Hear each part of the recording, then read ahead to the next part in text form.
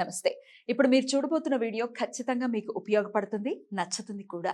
మరి మీకు నచ్చిన విషయం నాకు తెలియాలి అంటే ఈ వీడియోని మీరు లైక్ చేయాలి, షేర్ చేయాలి, అలాగే మన ఛానల్‌ని సబ్స్క్రైబ్ చేయాలి. మీ సపోర్ట్‌ని నాకు అందిస్తారు కదూ! ఓకే. ఇప్పుడు వీడియోని స్టార్ట్ చేద్దాం. సూర్యోస్మి, నేను మీ విక్రమాదిత్య. ఆరోగ్యమే మహాభాగ్యం, ఆరోగ్యం భాస్కరాధీనం. ఆదివారం మద్యం మాంసం మైదనం వద్దు, ఆరోగ్యం ఐశ్వర్యం వద్దు. మీరు ఆచరించండి, 10 మందిని ఆచరింపచేయండి. ఆచరించండి, ఆరోగ్యవంతులుగా ఉండండి. ఆచరించండి, ఐశ్వర్యవంతులు కండి. ఆచరించండి, ఆనందంగా జీవించండి. సూర్యోస్మి. నమస్తే, వెల్కమ్ టు అవర్ ఛానల్. నేను పద్మిని. అందరికీ నమస్కారం. ప్రేక్షకులందరికీ సంక్రాంతి శుభాకాంక్షలు. ప్రస్తుతంతో పాటు ప్రముఖ ఆధ్యాత్మికవేత్త, సూర్య ఉపాసకులు, sun spiritual society founder Vikramaditya garu ఉన్నారు. మాట్లాడదాం. సార్ నమస్తే. సార్ సూర్యోస్మి తల్లి, సంక్రాంతి శుభాకాంక్షలు మీకు. మీకు కూడా సంక్రాంతి శుభాకాంక్షలు. అంటే సంక్రాంతి అంటే పండగ. మీ జీవితాల్లో వెలుగు సూర్యనారాయణమూర్తి అజ్ఞానాంధకారంలో ఉన్నటువంటి మనకి వెలుగునిస్తూ మకర రాశిలో ప్రవేశిస్తున్నారు. అంటే కర్మస్థానం. సూర్యనారాయణమూర్తి అనుగ్రహం పరిపూర్ణంగా ఉండాలి. దశమంకర వృత్తిలో మీరు మరింత అభివృద్ధిని సాధించాలి. మాతో సత్కర్మలు చేయించడానికి మీ సహాయ సహకారాలు అందించి అది మన కుటుంబ సభ్యులందరికీ చేరాలి. తప్పకుండా అది నా భాగ్యంగా భావిస్తూ సూర్యుడిని ఆధారంగా చేసుకునే ఈ పండుగ జరుపుకుంటాం. సంక్రాంతి పండుగ ఆయన నడిచేటటువంటి మార్గం ఏదైతే ఉందో నాకు మీరు చెప్పినట్టుగానే మకర రాశిలోకి ప్రవేశించడం అనేది చాలా పుణ్యప్రదమైనటువంటిది. అందుకే ఉత్తరాయణ పుణ్యకాలాలు కూడా ఇదే రోజు మొదలు కాబోతున్నాయి. అంటే భోగి అర్ధరాత్రి ఆయన మకర రాశిలోకి ఎంటర్ కాబోతున్నారు. సో సంక్రాంతి వచ్చేస్తోంది, పుణ్యకాలం మొదలు కాబోతోంది. అలాగే అటు శబరిమలలో కూడా జ్యోతిని వెలిగించేటటువంటి రోజు ఇదే రోజు.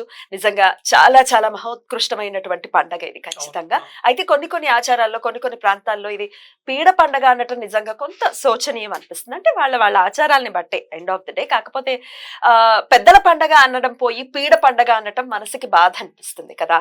సిరులనిచ్చేటటువంటి పండగ, రైతన్నల పండగ. సో ఖచ్చితంగా ఆ మాటను వదిలేసి పెద్దల పండగ, పెద్దలకు బట్టలు పెట్టుకోవడం అనేది ఆచారం ఉంది. పెద్ద పండగ, పెద్ద పండగ, పీడ పండగ అనకూడదు కదా. వీళ్ళు వెస్టర్న్ అమెరికన్స్ వచ్చినప్పుడు వాళ్ళకి నోరు తిరక్క దానికి అది పీడ పండగ, పెద్ద పండగ ప్రొనౌన్సియేషన్ ఉచ్చారణ కుదరక అలా అయిపోయింది. అది అంతే. కించిత్ బాధ అనిపిస్తుంది ఆ పండగను అలా అంటే. చెప్పండి సార్, ఏంటి సంక్రాంతి విశిష్టత? ఏంటి సూర్యనారాయణ మూర్తి గారు మళ్ళీ మారిపోతున్నారు? అంటే ప్రతి నెల మారుతారు. నారాయణమూర్తి మారడం కాదు, ఆయన రథం నడక మారుస్తుంది, ముందుకు వెళ్తోంది.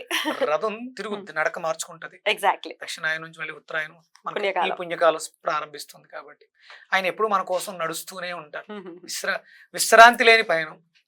పగట్లో మనకుంటారు, అర్ధరాత్రి అటుంటారు, అటు వెళ్తూ ఉంటారు. ఆయన ఎప్పుడు తిరుగుతూ ఉంటారు మన కోసం. ఆత్మకారకుడు కదా, అందరిలోనూ ఆత్మ చైతన్యవంతంగా ఉండాలని ఆయన మన కోసం నడుస్తూనే ఉంటారు. రైట్. సో పండగ అంటే అందరికీ తెలుసు, చేసుకోవడం చాలా అద్భుతంగా చేసుకుంటారు అందరూ కూడా. కానీ శాస్త్రోక్తంగా చేసుకునే విధానాలు కొంతమంది మర్చిపోయి ఉండే పరిస్థితి ఉంది. కాబట్టి దాని రీత్యా అడుగుతున్నాను, ఎలా జరుపుకోవాలి సంక్రాంతి పండుగని? కృతజ్ఞత. ప్రకృతి అంతా కూడా పరవశించి ఉంటుంది. అద్భుతమైనటువంటి ఆ ఫలాన్ని పొంది దాన్ని కృతజ్ఞత తెలియచేయటం కోసం అది ఆత్మసాక్ష్యం. అంటే అందరూ కూడా ఆత్మబంధువులే అని చిన్న పెద్ద అనే తారతమ్యం లేకుండా అందరూ జరుపుకునేటువంటి అద్భుతమైనటువంటి పండగ సంక్రాంతి పండగ. మీకు అద్భుతమైనటువంటి పాటలు, సంక్రాంతి వచ్చిందే మీకు గుర్తుందా? లాస్ట్ ఇయర్ కూడా ఇదే పాట పాడారు మీరు. ఎప్పుడైనా అదే పాట, అది ఎవర్ గ్రీన్ సాంగ్. కరెక్ట్. అద్భుతమైనటువంటి కాస్మిక్ ఎనర్జీ, డివైన్ ఎనర్జీ మనకి పుష్కలంగా చిన్న చిన్న క్రియల ద్వారా లభిస్తుంది అని చెప్పడానికి సంక్రాంతి వేదిక అవుతుంది. ఖచ్చితంగా. మనలో అంటే ఎప్పుడైతే ఆనందంగా ఉంటామో చాలా రకాలు మానసిక ఉద్వేగాలన్నీ కూడా పోతాయి. అంటే నేను బాధగా ఉన్నా మీరు నవ్వుతూ ఆనందంగా మీరు చేస్తున్నటువంటి చూస్తే నాలో కూడా చైతన్యం వస్తుంది. అలాగే మనకి జన్మనిచ్చినటువంటి పితృదేవతలకి కృతజ్ఞత తెలియచేసుకోవడానికి అద్భుతమైనటువంటి వేదిక ఉత్తరాయణ పుణ్యకాలం. అందుకని ఇది పెద్దల పండుగ అన్నారు. మనం సగౌరవంగా భక్తి శ్రద్ధలతో మనం పెద్దల్ని గౌరవించాలి. అది మన బాధ్యతగా పెట్టుకోవాలి. ఇక్కడ ప్రతిదీ కూడా సాంప్రదాయమే. ఈ సాంప్రదాయం వల్ల మనకి సద్గతి చేకూరుతుంది. కాబట్టి సాంప్రదాయాన్ని అనుసరించండి అని మనకి ఈ పండుగలలో మేళవింపు చేసి ఈ కార్యక్రమాలు చేయిస్తున్నారు. ఇప్పుడు జరుగుతున్న పండుగ అంటే పిల్లలకేమో కొత్త బట్టలు, తినుబండారాలు, పెద్దలకేమో కోడి పందాలు, ఇక పతంగులు. అంటే పతంగులు పెద్దగా దానివల్ల ఇబ్బంది ఉండదు కానీ అదే ఖచ్చితంగా మనకి అంటే వ్యసనాలు, మనల్ని ఇబ్బంది పెట్టేటువంటి వ్యసనాలు, వీటితో కాలాన్ని వృధా చేసుకుంటున్నాం, ఆరోగ్యాన్ని పాడు చేసుకుంటున్నాం, డబ్బుని అప్పులు చేసి మరి కోడి పందాలు కాయటం, అప్పులు చేసి. అంటే పండుగ వచ్చిందంటే ఆనందంగా ఉండడానికి ఇంక వేరే దారులు లేవా? చాలా ఉన్నాయి. సకుటుంబ సపరివార సమేతంగా ఇప్పుడు కొత్త వాళ్ళని ఇళ్లకు పిలుస్తారు, బట్టలు పెడతారు. అలాగే మనకి సేవను అందించినటువంటి సేవకులను కూడా ఇక్కడ గౌరవిస్తారు ఈ పండగలకి. గంగిరెద్దు గరగ వస్తుంది, అలాగే హరిదాసులు వస్తారు. ఇక ప్రకృతి అంతా పరవశించి ఉంటుంది. అలాగే మనకి వ్యవసాయం చేయడానికి ఉపయోగపడినటువంటి ఎద్దులని, పనిముట్లని, ఎద్దులని కూడా, ఎద్దులను అయితే చాలా చక్కగా అలంకరించి చేస్తుంటారు. అరుణాచలం వెళ్తే అక్కడ నందీశ్వరులు అందరూ విపరీతంగా అలంకరించి ఉంటారు. అంటే వాటి గిట్టల నుంచి జాలువారినటువంటి జలం ఏదైతే ఉందో అది భూమిని సస్యశ్యామలం చేస్తూ. అందుకని ఇవన్నీ కృతజ్ఞతాపూర్వకం.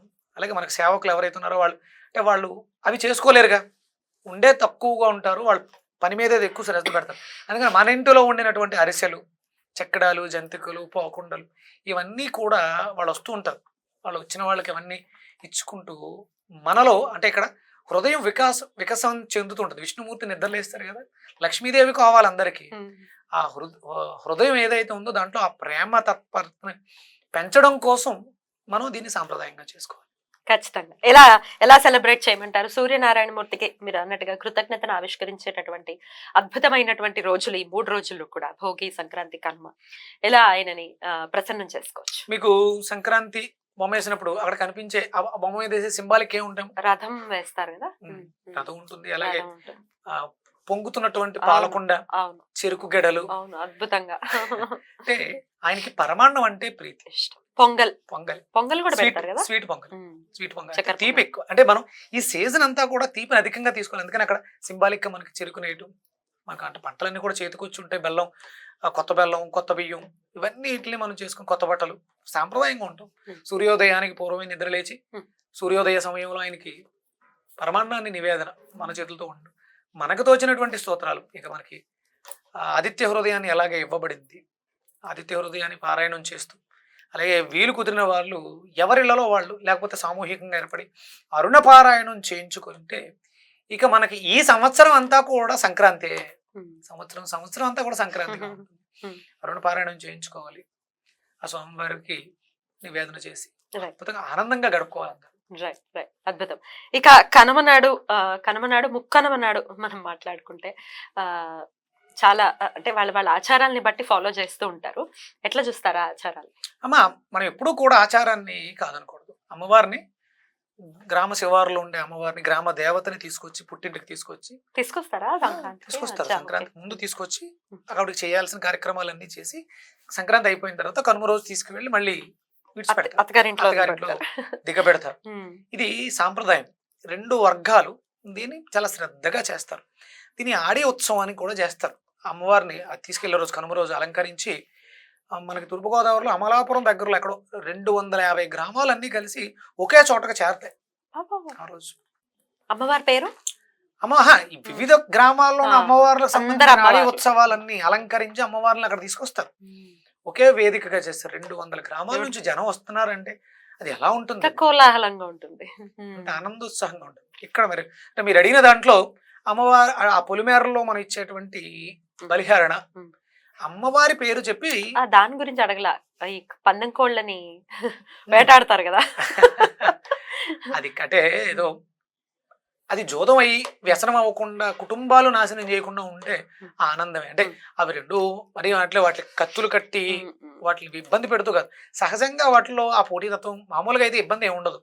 అవి తట్టుకునే కెపాసిటీ, పని కట్టుకుని దానికోసమే పెంచి కత్తులు అవి ఎంత అయితే చూస్తున్నామో అది లోపల ముద్రించుకుంటుంది. డెఫినెట్లీ అది మన లివర్ ని ప్రభావితం చేస్తుంది. ఎందుకు fatty liver cirrhosis, liver cancer ఇలాంటివి ఎందుకు వస్తున్నాయి? మనలో పాశవికత పేరుకుపోతుంది. వ్యర్థం తింటే వ్యర్థం అంటున్నాం, మల విసర్జన ద్వారా బయటకు వెళ్తుంది. పీలిస్తే వ్యర్థం, ఊపిరితిత్తుల్లో స్టోర్ అయి ఉంటుంది, వెళ్ళట్లే బయటికి. దగ్గు మరి చూస్తే కాంతి రూపంలోకి వెళ్ళేటువంటి శక్తి ఇంపాక్ట్ ఉంటుంది కదా 100%. మనం ఏదైతే చూస్తామో, ఏదైతే తింటామో, ఏదైతే వింటామో అది మన మనస్సు అవుతుంది. కానీ మనం 100% దాని ప్రభావాన్ని అనుభవించాలి. అందుకనే ఇవన్నీ కూడా మనం ఈ 3 రోజులు కూడా ప్రకృతిలో విపరీతమైనటువంటి శక్తులు ప్రబలుతూ ఉంటాయి.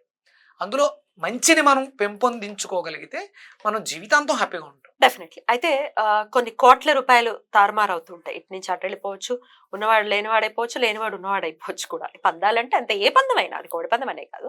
అయితే ఇంట్లో ఆడవాళ్ళకి ఇష్టం లేదు వెళ్ళటం, అట్లా కోడి పందాల దగ్గరికి వెళ్ళటం కానీ, మాతో ఉండాలి కానీ, ఈ పండగ పూట అక్కడికి వెళ్ళిపోవడం, ఇట్లా ఏవో రకరకాల కంప్లైంట్స్ ఉంటాయి అనుకుంటా కదా, నాకు ఐడియా లేదు.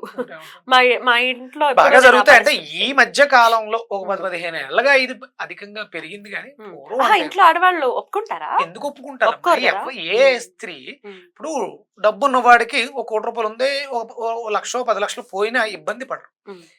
మిడిల్ క్లాస్ ఫ్యామిలీ వాళ్ళ దగ్గర అదే ఉంది. వెళ్తారా మిడిల్ క్లాస్ వాళ్ళు? వెళ్తుంటారు. వెళ్తుంటారు. మరి ఇంట్లో వాళ్ళకి ఇష్టం ఉండదు కదా. ఎందుకు ఉంటది? కరెక్ట్. అలా ఇష్టం లేని వాళ్ళు ఎలా భర్తని ఆపచ్చు, ఎలా ఏం చెప్పుకుని ఆపచ్చు, ఏం చేయాలి, దానికి ఏంటి ఆల్టర్నేటివ్? ఏమో చిన్నపిల్లోడమ్మా, వినట్లేదనే కదా దైవాన్ని ఇక పట్టుకునేది.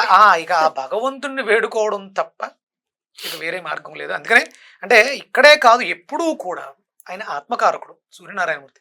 సూర్య ఆరాధనలు చెడిపోవడం ద్వారా మనం ఇట్లాంటివన్నీ. మన భౌతిక దేహానికి ఆత్మకి మధ్యలో ఆ సమన్వయం కోల్పోయాం. బ్రిటిషర్స్ చాలా కాలిక్యులేటెడ్గా 4 సంవత్సరాల పాటు రీసెర్చ్ చేసి భారతీయుల్ని దెబ్బ కొట్టాలి, భారతదేశాన్ని నాశనం చేయాలి అంటే నేసిన స్కెచ్లో మొట్టమొదటిది సూర్య ఆరాధనలు ఆపించాలి, కశ్మీర్లో మార్తాండ దేవాలయాన్ని శిథిలం చేయాలి. వాళ్ళ ప్లాన్ అదే, వాళ్ళు సక్సెస్ అయ్యారు. అందుకని ఏమీ లేదు, సూర్యోదయానికి పూర్వమే లేవడం, సూర్యోదయ సమయంలో ఆ ఆత్మకారకుడి నమస్కారం చేసుకోవడం, మీ మొరని, మీ మొక్కుని, మీ బాధని, స్వామి నాకు ఇది చేసి పెట్టు, 100% చేస్తాడు. అసలు లక్ష్మీదేవిని జూదంలో పెట్టడం ఏంటి? చాలా చాలా శోచనీయం కదా. అమ్మ లేకపోతే మన జీవితాలు ఏంటి? మనం లక్ష్మీ కవచం మాట్లాడుకునేటప్పుడు దేనినైతే అలక్ష్యం చేస్తాము, దేనినైతే నిర్లక్ష్యంగా ఉపయోగిస్తాము, దేనినైతే మన ఇష్టం వచ్చినట్టు ఉపయోగిస్తాము, అది మన నుంచి దూరంగా వెళ్ళిపోతుంది. అంతే కదా. ఇప్పుడు ఎవరైనా కానివ్వండి, ప్రేమగా ఆప్యాయంగా మాట్లాడాలని పరితపిస్తారు. మీరు ద్వేషిస్తూ ఉంటే చూస్తారు, కొన్ని బంధాలు బరువుగా భారంగా సాగుతూ ఉంటాయి, తప్పక వేరే దారి లేక. అదే ఫ్రీడమ్ ఉంటే అందరికీ ఎవరిష్టం వచ్చినట్లు నిర్ణయాలు తీసుకుంటూ ఉంటారు. లక్ష్మీదేవిని జూదంలో పెట్టడం అనే అంశం గురించి మాట్లాడుకుంటూ, ఇప్పుడు మనం ఇతిహాసాలు కానీ పురాణాలు కానీ మనకు చెప్తూనే ఉన్నాయి. మహాభారతంలో ఏమైంది? లక్ష్మినే కదా వాళ్ళు పెట్టింది. ఆఖరికి గృహలక్ష్మిని కూడా పెట్టేశారు. 14 ఏళ్ల పాటు చక్రవర్తి అయినటువంటి తర్వాత చక్రవర్తి అయ్యాడు యుధిష్ఠిరుడు, కానీ వనవాసం చేయాల్సినటువంటి అగత్యం వచ్చింది. మహాభారతమే జరిగింది. కృష్ణ లీల అంటారు, అది ఎలా జరగాల్సిన ఉంది పరిస్థితి. కానీ లక్ష్మిని జూదంలో పెట్టడం అనేది చాలా చాలా చాలా ప్రమాదకరమైనటువంటి అంశంగా పరిగణించాల్సి ఉంటుంది కదండి. 100% ఉంటుంది. అంటే మనకి లక్ష్మీదేవి అంటే కేవలం డబ్బు ఒక్కటే కాదు కదా, మనం అనుభవించే ప్రతిదీ కూడా భోగం. అవును, లక్ష్మి. కరెక్ట్. అవును, మన బట్టలు, మనం వేసుకునే బట్టలు అట్లా ఎంత గౌరవిస్తాం, అవి అంత ఎక్కువగా వస్తాయి, అవి మనం అంత అందంగా నిమూడీకరిస్తాయి. శుక్రుడు దీనికి అధిపతి, 64 కళలు, ఇందులో లేనిది ఏంటి చెప్పండి? మనం తీసుకునే మంచినీళ్ళు, మనం పీల్చే శ్వాస, ప్రతిది. ఇప్పుడు ఆహార్యం, జుట్టు, చర్మం, సౌందర్యమే కదా ఇవన్నీ. స్వాదిష్టానం, ప్రతిదీ లక్ష్మే. అష్టలక్ష్ములు సంపదల రూపంలో మాట్లాడుకుంటే గృహలక్ష్మి, ఇల్లు, సంపదలు, వాహనం, ఇవన్నీ కూడా లక్ష్మి. అందుకని మనం పురాణ ఇతిహాసాలు ఎందుకు జరిగి ఉంటాయి అంటే అక్కడ కూడా మాయ వాళ్ళని కూడా ఇబ్బంది పెట్టింది. దాన్ని జయించడానికి మనవంతుగా మనం శ్రద్ధ పెట్టాలి. ముందుగా తెలిసింది కదా, ఇలా చేస్తే ఇలా జరుగుతుందని తెలిసింది, అది ఎందుకు తెలియజెప్పబడింది, వాళ్ళు అనుభవించేసారు, అయిపోయింది. మన దాకా ఎందుకు తీసుకురాబడింది అంటే ఆ ఋషి మన కోసం ఎందుకు దాన్ని లిఖించి గ్రంథస్థం చేశారంటే మనం వద్దదికి, వాళ్ళకి అవకాశం లేదుగా. ఆ యుగంలో వాళ్ళకి కృష్ణుడే పక్కనున్నాడు, అయినప్పటికీ అవన్నటువంటి పరిస్థితి. కాబట్టి మనం ఎంత అంటే ఆ మానవ జన్మ ఎంత ఉత్తమమైన జన్మ, ఈ జన్మని సార్థకం చేసుకోవడానికి మనవంతుగా మనం అంటే తెలుసో తెలియకో చేస్తూ ఉంటాం. తెలిసిన తర్వాత దాన్ని శ్రద్ధగా ఆచరించు. అంటే కేవలం ఒక కుటుంబం మీద పడదమ్మా, ఒక మనిషి మీద పడదు. ఆ మనిషి, ఆ కుటుంబం, ఆ ఫ్యామిలీ, సమాజం మీద, వాళ్ళ మీద ఆధారపడినటువంటి కుటుంబాలు, బంధువులు, వీళ్ళందరూ దానికి ప్రభావం లోనవుతారు. అది ఒక వ్యవస్థకి వెళ్ళిపోతుంది. కరెక్ట్. ఒక వ్యక్తి తీసుకునే నిర్ణయం ఒక వ్యవస్థ మీద ప్రభావం చూపిస్తుంది. ఒక వ్యవస్థ రాష్ట్రం, రాష్ట్రాలన్నీ దేశం. సో జాగ్రత్త తీసుకోవాలి. అయితే మా ఇంట్లో వాళ్ళు వినట్లేదండి, మా మగాళ్ళు వినరు అనే వాళ్ళే అంటారు. డెఫినెట్ గా వీడియో చూస్తున్నారంటే అదే కారణం. ఎలా ఆపాలి అనేది ఇందాక ఒకసారి అడిగాను. రెమెడీ ఏదైనా చెప్పండి సార్ దీన్ని ఆపడానికి వాళ్ళని. అంటే ఇక్కడ గురువు యొక్క అనుగ్రహం పెరగాలమ్మా, ఆ బుద్ధి రాకూడదు. అందుకని గురువు అనుగ్రహం కోసం దత్తాత్రేయ స్తోత్రాలు ఇవన్నీ ఉన్నాయి కదా, వాటిని పారాయణం చేయటం, అలాగే గురు మంత్రాన్ని అధికంగా పఠించడం. ఓం గ్రాం గ్రీం గ్రోం ఐం సహ బృహస్పతి నమ గురు మంత్రాన్ని. అలాగే ఇక్కడ శుక్రుడు కదా ప్రేరేపిస్తాడు. అందుకని మనం ఇంతకుముందు కూడా చెప్పినట్టు శుక్రుడికి సంబంధించినటువంటి మంత్రం ఓం ద్రాం ద్రీం ద్రోం సహ శుక్రాయ నమ. అంటే వీటన్నిటికి ఆయన దేవగురువు, ఈయనేమో రాక్షస గురువు. మనిషిలో దైవత్వం ఉంటుంది, రాక్షసత్వం కూడా ఉంటుంది. ఖచ్చితంగా రెండింటిని బ్యాలెన్స్ చేసేటువంటి ఈ రెండు మంత్రాలు చాలా అద్భుతంగా స్త్రీలకి వాళ్ళ సంసార జీవితాల్లో మార్పు తీసుకురావడానికి, అంటే వాళ్ళిద్దరి మధ్య ఎందుకు గ్యాప్ వస్తుందంటే ఇవి రెండు సమన్వయం లోపించింది.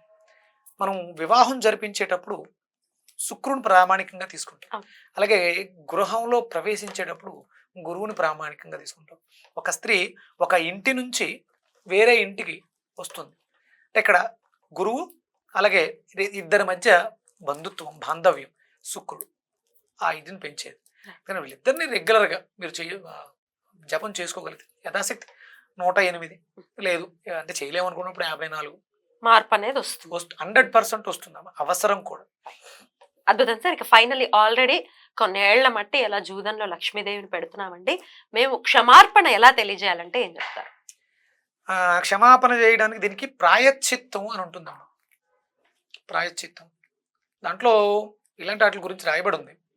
పురాణం, గరుడ పురాణం, విశ్వ పురాణంలో శ్రీచక్రానికి పంచగంగలు, పంచతీర్థాల నుంచి జలాన్ని తీసుకొచ్చి ఆ జలంతో అభిషేకిస్తూ అమ్మవారిని శరణు వేడుకొని యథాశక్తి ప్రసాదాన్ని నివేదన చేయాలి, అంటే దానం చేయాలి, ప్రసాద వితరణ చేయాలి. అందులో శనగల్ని బొబ్బర్లని ప్రసాదం కింద నివేదించి వాటిని పంచిపెట్టడం ద్వారా ఇలా 5 సార్లు చేయాలి. చేస్తే ఎంతో కొంత పాప ప్రాయశ్చిత్తం జరుగుతుంది. ప్రాయశ్చిత్తం చేసుకోవడం చాలా చాలా కష్టం. మనస్ఫూర్తిగా క్షమార్పణ చెప్పడం ఒకసారి చెప్పండి సార్. మనస్ఫూర్తిగా ఇంక క్షమాపణ అంటే ఆ తీర్థాలు తెచ్చుకోవాలి. ఇప్పుడు మనకి ఈస్ట్ గోదావరిలో ఉందాం, అక్కడ గోదావరి, గంగా, గోదావరి, కృష్ణ ఇంకా దగ్గరలో ఉన్నాయి. అలా చెన్నై వెళ్తే కావేరి తీసుకురావచ్చు. ఇక అసలు కాశీ వెళ్తే గంగమ్మనే తెచ్చుకోవచ్చు. సేకరణ చేసి పంచగంగల్ని మేళవించి అమ్మవారికి విశేషంగా మనకి దీనికి మీకు విశేషంగా ఫలితాన్ని ఇవ్వాలంటే ఏనుగు మహల్ అని రావులపాలెం దగ్గర ఒక దేవస్థానం. ప్రణవానంద స్వామి 15 సంవత్సరాల పాటు హిమాలయాల్లో తపస్సు చేసి కైలాస మానస సరోవర యాత్రకి రూట్ ఇచ్చినటువంటి ఆయన ప్రణవానంద. ఆయన తమ తపశ్శక్తిని అంతటినీ కూడా అందులో నిక్షిప్తం చేయడం జరిగింది. అక్కడికి వెళ్ళి మనం చేయగలిగితే. ఎక్కడ సార్? ఎక్కడ? ఏనుగు మహల్, రావులపాలెం దగ్గర, మందపల్లి పక్కన. సరే వెళ్ళి దర్శనం చేసుకుని అలాగే కంపల్సరీ అంటే మనం చేసుకునే ప్రాయశ్చిత్తం, దీనికి ఇంకా ఎగ్జెప్షన్ ఉండదు. ఇది కాకుండా కూడా చెప్పండి కాదు. అంటే మన ఊర్లలో కూడా శ్రీచక్రాలు ఉంటాయి. మనకి ద్రాక్షారామాలో శ్రీచక్రం ఉంటుంది. అక్కడ అంటే వాళ్ళు పంచగంగలతో చేయరు, అక్కడ మామూలుగా అయితే కుంకుమార్చన చేస్తారు. అది కొంచెం ఎక్కువగా చేయాల్సి ఉంటుంది. కుంకుమార్చన ఒక 5 పౌర్ణములు చేసుకోవడం. ఇక ఆ జలాన్ని తీసుకొచ్చి ఒక శ్రీచక్రాన్ని ఏదో మన ఇంట్లో పెట్టుకున్న అర్చన, అభిషేకం చేసుకుని అమ్మవారి దగ్గరికి వెళ్ళి కుంకుమార్చన. తప్పు చేసేయడం ఈజీ, ప్రాయశ్చిత్తం చాలా కష్టం. నవ్వుతూ చేసేదానికి ఏడుస్తూ అనుభవించాలి. అంటే మనకి ఆదిశంకరాచార్యుల వారు శ్రీచక్ర ప్రతిష్టలు చేసుకుంటూ వెళ్ళారు, ఎక్కడికక్కడ ఉన్నాయి. అందుకని మనకు దగ్గరలో ఉన్నటువంటి దేవాలయాలు శ్రీచక్రార్చనలు, అభిషేకాలు చేయించుకుంటే చాలా మంచిది. ఎందుకంటే మనల్ని పునీతం చేయగలిగింది ఒక గంగమ్మకే ఉంది మాత్రమే. పాప ప్రక్షాళన చేయగలిగే శక్తి అమ్మకి మాత్రమే ఉంది, అందులోను పంచగంగ. ఇంకొకటి ఉందమ్మా మీరు చేయగలిగితే, కొల్హాపూర్ లక్ష్మీదేవి, అక్కడ నుంచి కిందకు వస్తే నృసింహవాడి అని ఉంది. అక్కడ ఉన్నటువంటి కృష్ణానది పంచగంగలు కలయిక. అది తెచ్చుకుంటే సరిపోతుంది. వెళ్ళండి, కొల్హాపూర్ వెళ్ళి అమ్మని దర్శించుకుని, అమ్మ దర్శనం అయిన తర్వాత నృసింహవాడి వచ్చి అక్కడ కృష్ణలో స్నానం చేసి ఆ జలాన్ని తీసుకుని అక్కడ స్వామివారి పాదుకలకు నమస్కారం చేసుకుని రండి. గురువు అనుగ్రహం, కొల్హాపూరు లక్ష్మీదేవి అనుగ్రహం, Right. పంచగంగ, Right. ఇంకెంతకన్నా ఇంకా అంటే నువ్వు ఇలా అడుగుతావని కానీ చిన్న ఇబ్బందులు ఇస్తున్నారు అని అంటే అపచారం జరిగింది కాబట్టి వస్తుంది. అలాగే లక్ష్మీదేవి పట్ల కూడా అపచారం జరిగితే ఖచ్చితంగా ఆవిడ కోసం వెంపర్లాడేటటువంటి పరిస్థితి ఉంటుంది. అలా కాకుండా క్షమాపణ చేసుకుని ఇలాగా ఈ కోడిపందాలు లేకపోతే జూదాల్లో డబ్బులు పెట్టడాలు, ఇది కోడిపందమనే కాదు, పేకాట్లో పెట్టేస్తుంటారు, హార్స్ రైడింగ్ లో పెట్టి జీవితాలు తలకిందులైపోయినటువంటి వాళ్ళు ఎంతో మంది ఉన్నారు. సో అట్లాంటిది జరగకుండా ఉండడం కోసం మన వంతుగా మనం ప్రయత్నిస్తున్నాం కాబట్టి మిమ్మల్ని అడగడం జరిగింది. చాలా చక్కగా మాకు వివరించారు. అందరూ పుష్యమాసంలో మనకి చాలా విశేషమైనటువంటి ఫలితం ఇస్తుంది. కొల్హాపూర్ వెళ్తే Right. ఎలాంటి ఆర్థిక సమస్యలు అంటే మనం చాలా చెప్పాం. అలాగే గానుగాపూర్ రెగ్యులర్గా ఒక 7 పౌర్ణములు 5 పౌర్ణములు మొక్కుకుని వెళ్తూ ఉంటారు. అది గురువు యొక్క అనుగ్రహం కోసం. ఇక్కడికి వెళితే 2 అయిపోతాయమ్మా. నృసింహవాడి గురువు అయిపోతుంది, కొల్హాపూర్ లక్ష్మీదేవి అవుతుంది. అద్భుతమైనటువంటి ఫలితం. ఎందుకంటే అగస్త్యుల వారే కొల్హాపూర్ మహాలక్ష్మిని స్తుతించి స్తోత్రాన్ని కూడా మనకి ఇవ్వడం జరిగింది. చాలా శక్తివంతమైనటువంటి అమ్మవారు. అద్భుతం, అద్భుతం. చాలా చక్కగా వివరించారు సార్. మరొకసారి మీకు సంక్రాంతి శుభాకాంక్షల్ని తెలియజేస్తూ నమస్తే. మీకు కూడా